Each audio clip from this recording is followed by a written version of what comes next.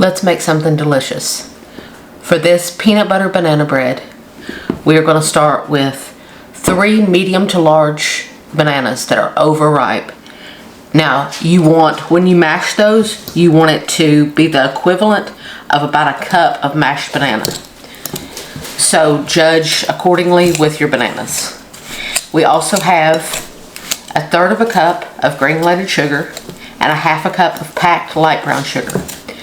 Now, the reason I am mashing my bananas in with my sugar is because the sugar works as an abrasive and helps you to break up those bananas much quicker.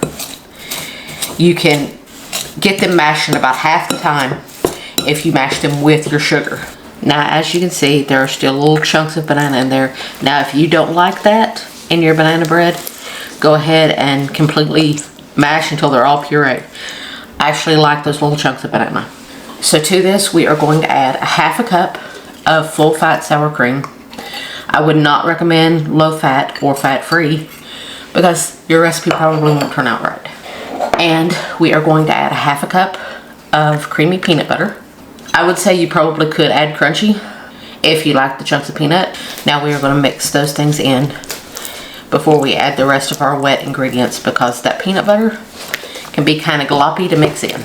Now to this, we are going to add 2 large eggs and 1/2 cup of neutral flavored oil and 2 teaspoons of vanilla extract, roughly measured of course, which is probably more like 3 with me. But a little extra vanilla never hurt nothing. As long as you didn't pour in the whole bottle. If you poured in the whole bottle, that's probably too much. Now it's going to take a minute for these to get all acquainted because the oil does not want to mix. So it's going to take a short minute to get those all acquainted and make peace in the neighborhood. Now for our dry ingredients. We have 1.5 cups of all-purpose flour. We have 1 tablespoon of cornstarch. And we have 3/4 of a teaspoon of baking soda, not baking powder, baking soda, and 1/2 teaspoon of salt. Now we are going to mix those all together. The reason I add the cornstarch, if you have watched my videos before, you know for baked goods a lot of times I will add cornstarch because it helps with the texture. It makes them have a much better crumb. So now as you can see, our mixture, our wet mixture is all mixed together. So we're going to add our dry mixture in about 2 parts, but just stir until it is just mixed. Don't over stir because you don't want to work that gluten too much. Now we're going to add the rest of our dry ingredients and just mix just until you see no more flour. You want to make sure you scrape down to the bottom to make sure that there are no pockets of dry ingredients. Now there's what your finished batter will look like. It will be thick, but not too thick. Now we have a standard size loaf pan that we have lined with parchment paper. You line it with parchment paper so that you can get it out of the pan easier. And I've also sprayed it with cooking oil spray.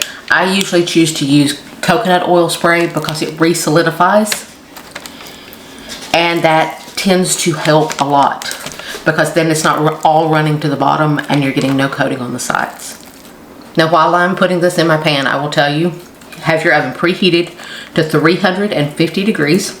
And do not have your rack on the bottom setting. Have it closer to either one above or the middle because that you don't want it as close to the bottom as you can because it will lead to the bottom of your bread burning. Now you want to smooth the top out, although it will probably still dome. You can make a divot down the middle if you do not want it to dome. You can make just a little ridge down the middle and it will keep it from doming, but I don't mind the dome.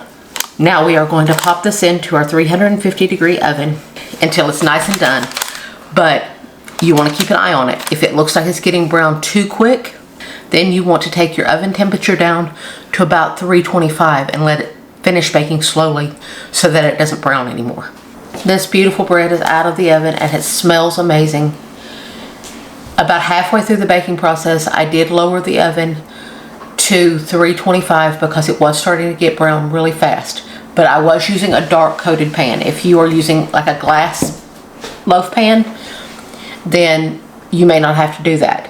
But because I did have to lower the oven, it baked for about 1 hour and 5 minutes. So I will say if you have to lower the oven, it will be between 1 hour and 1 hour and 10 minutes. But if you don't have to lower the oven, it will probably be around 1 hour, or maybe a little less. Now let's slice this up for you. It's still warm, but this bread should hold together even if it's still warm. Look at that. You can still see the steam coming from it. It looks so good and smells so good. The crumb is very soft and very moist. So remember, come back next time to Angela K's Kitchen, where I take you from gourmet to everyday and everything in between. God bless.